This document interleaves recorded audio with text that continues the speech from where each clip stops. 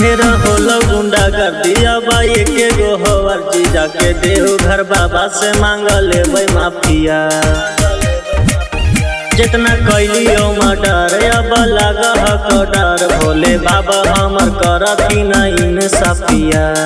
बेरी बेरी बाबा से हम करबै गुहार जे कतन वही लागे देबै हम आहार। गांजा धतूरा देबै बेल पतारा एहू बेरा करबै कवार यात्रा एहू बेरा करबै कवार यात्रा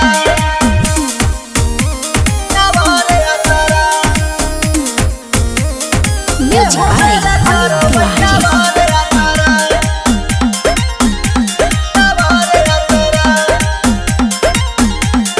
सुल्तानगंज से हम जलावा उठैबै चली जैबै पैदल देवा घर आगे। चली जैबै पैदल देवा घर आगे। चल तोरा कीन देबो जाई के बजरिया घुंघुर लागल चारगो कवारा आगे। जोर शोर से बाबा के तैयारी करबै सब से के पहले जल हम हारबै। कोई चीज के होता नहीं अब खतरा एहू बेरा करबै कवार यात्रा एहू बेरा करबै कवार यात्रा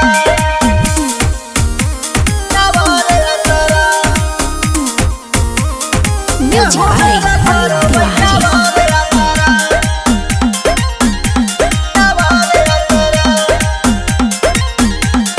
गेरुआ रंग के पेन्हल बै हम हुका पड़ावा चल जेबे बोलबा म बोलते गे।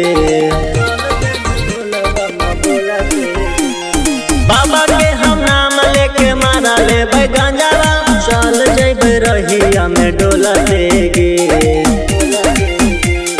दियो हम छौड़ी महाकाल के दीवाना आज नहीं करी तू हमारा के माना।